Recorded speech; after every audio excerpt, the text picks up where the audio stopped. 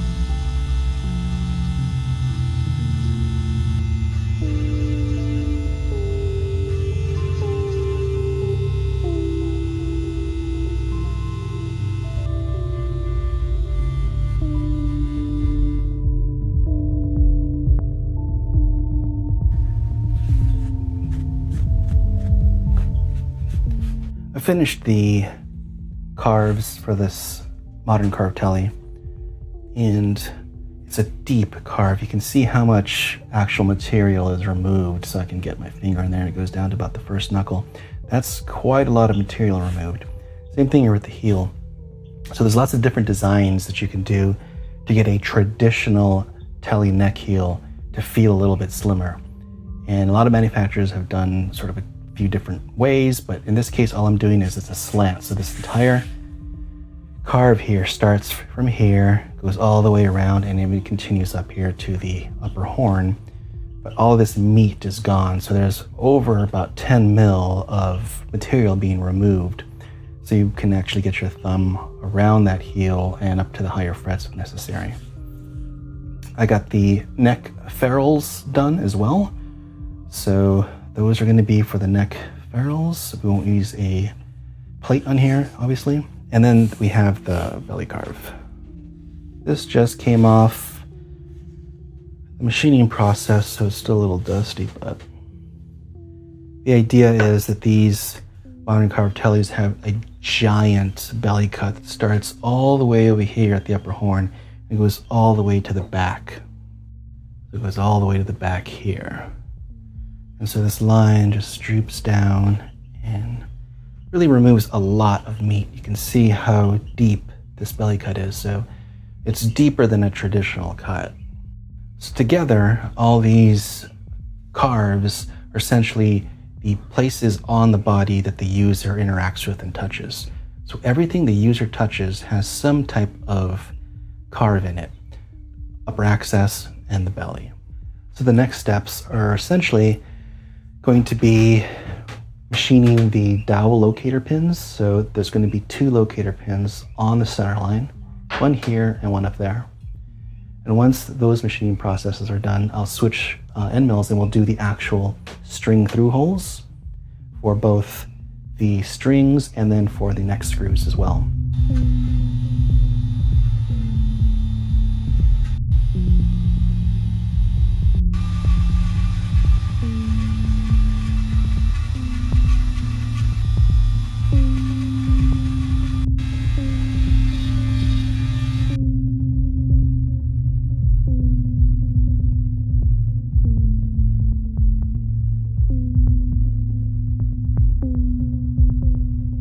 So I finished with the machining of the top of the guitar.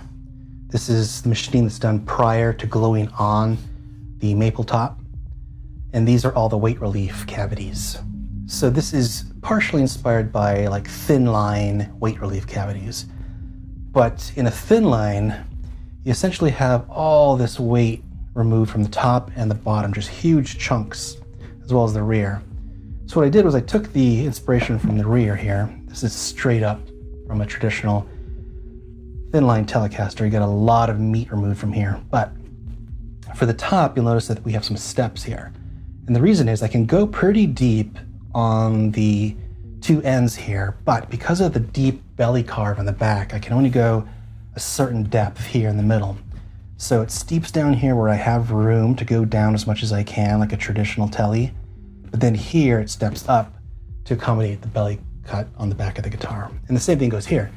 So instead of routing out all this meat like on a traditional Tele, like they do here, what I did was I took another step here. So on the back of the guitar, there's the all access carve, right? That goes like this. So I have a step here to accommodate so I don't go through the carve in the back, and then it goes deeper here.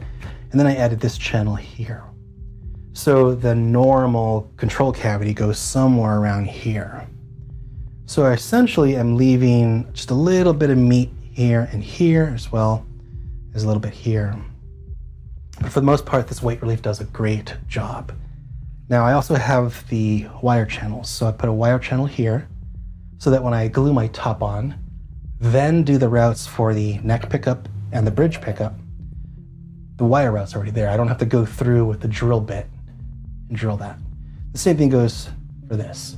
So we have a wire channel going from the bridge pickup all the way down to where the control cavity would be. So the control cavity will be somewhere like that. And we have this wire channel here. And the last wire channel is here at the back. So it basically connects with the control cavity when that's routed, and then it connects to the control cavity in the back for the offset angled barrel jack. And that's essentially all the carves that I do prior to putting the top on. And just to show just the back, these are all the essentially main components to the back, which are the very deep belly curve, which starts off pretty far back, ends at the very front here, and just goes really deep down into the body. And then there's quite a lot of meat, quite a lot removed. And then this is the all access carve here that's designed for the neck heel. So the whole idea behind these bodies is you can actually use your existing Fender Telecaster parts and retrofit onto these bodies. So there's no need to worry about a custom neck heel with custom holes. These holes and this heel can accept any Fender neck. Can't claim that Squire necks will fit or overseas necks, although they should. This is only tested with an actual made in Mexico Fender neck. So any Fender neck can fit in this neck heel, and the bolts all align perfectly, made on a CNC. Yeah, it looks like somewhere around 14 millimeters of meat gone from here. And if you look at this,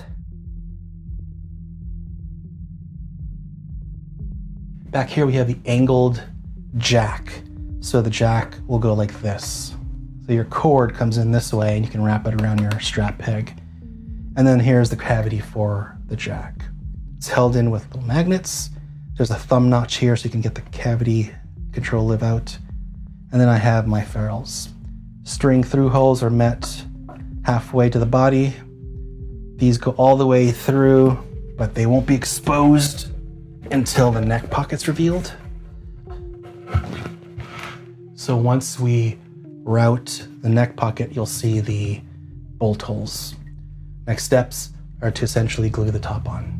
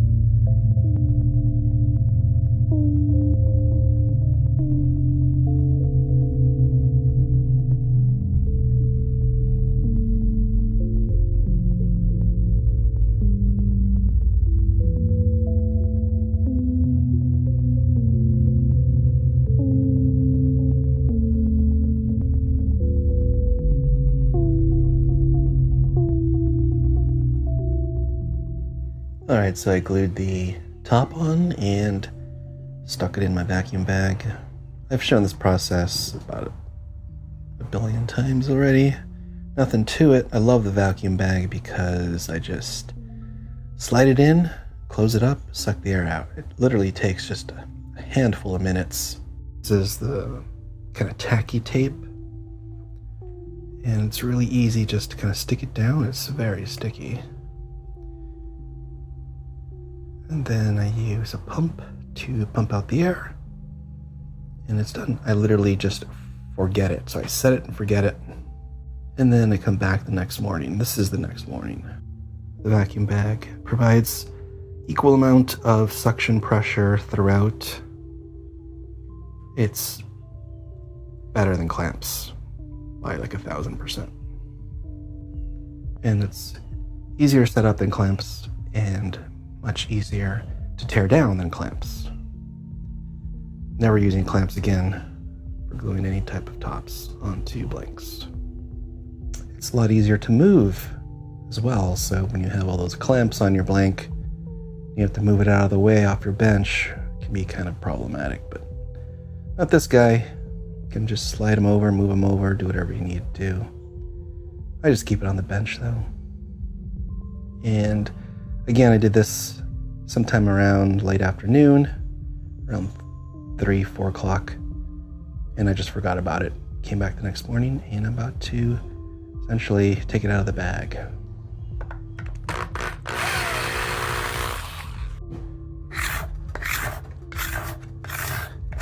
I really just want to take off any glue residue.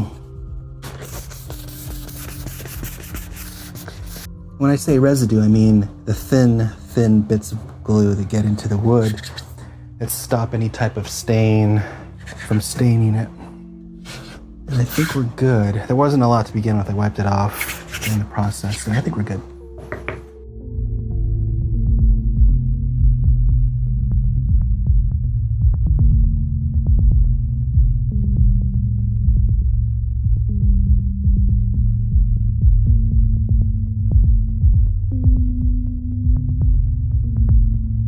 All right, ran into a huge machining error. These kind of CNC accidents happen from time to time. It's gotta be my fault. I mean, I rushed the tool path right here in the shop. You probably can't see this, but this pocket should be about 16 mil down, and it looks like it went around down to 20 mil. There's also chip out here on the maple. What I'm going to do is plug these with some dowels and super glue, and then I'm going to fill this with epoxy. I'm going to fill all this up, including trying to get up to this tear out here in the maple. Then I can remachine the pocket, and it'll look a little bit weird. It'll be like a U channel of epoxy here, but it'll at least salvage the whole blank.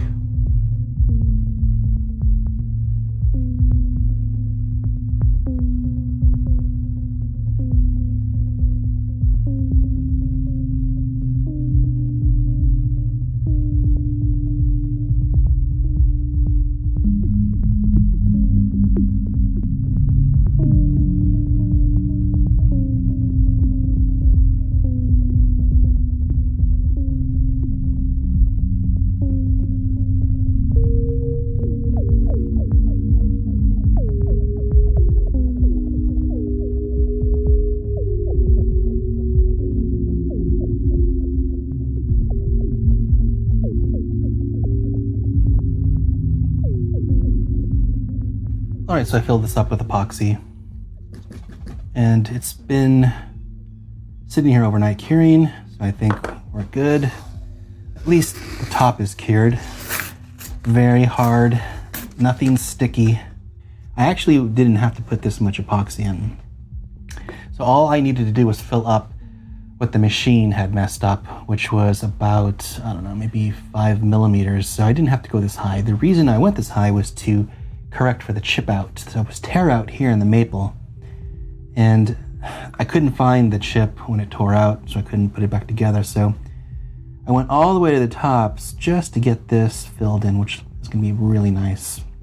And I also experimented with a little bit of a mica powder and this really cool pattern and texture. It came out really awesome. Where I got some epoxy spill out is in this area here. So this is part of the guitar. All this is going to be machined away.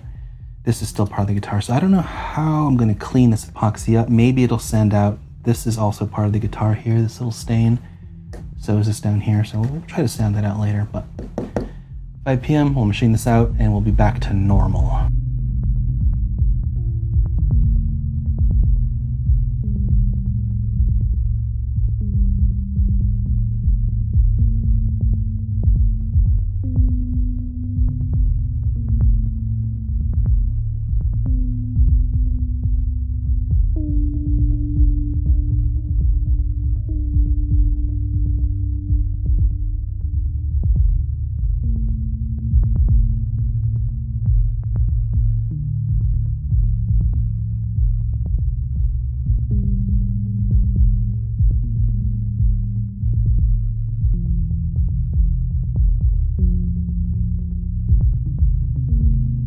This is the pocket with a little bit of tear out on one of the walls.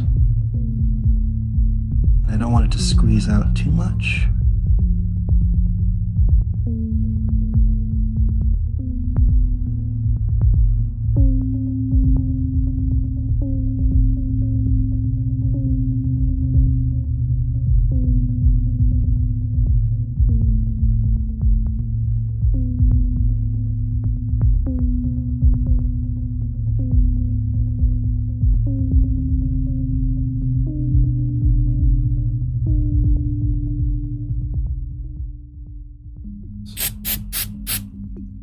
It's not necessary though. Little thumb notch here so you can lift it. Magnets are quite powerful.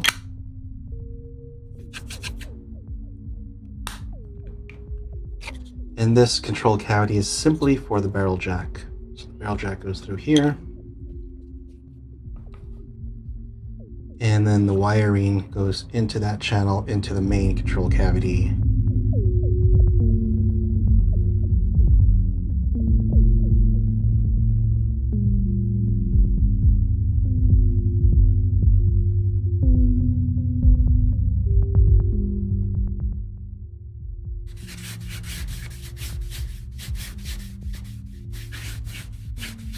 Look at that.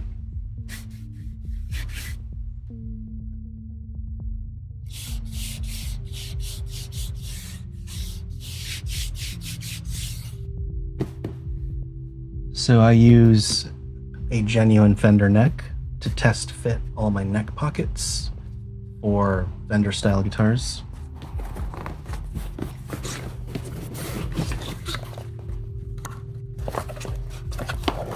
I bought this specifically for test fitting neck pockets. So it's a brand new neck, circa 2020, made in Mexico. And I don't use it for anything except test fitting with the heel.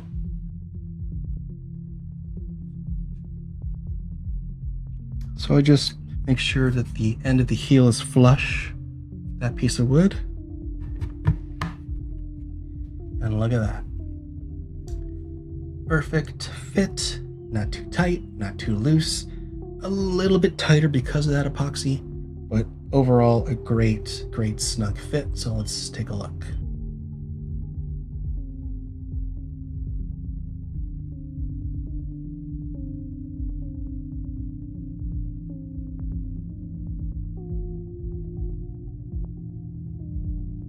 So that's the only little bit of epoxy. You see that little corner there. There's no epoxy here or on the side, you just see that little corner. But the other side has this strip here. Just the nature of the way the neck pocket is.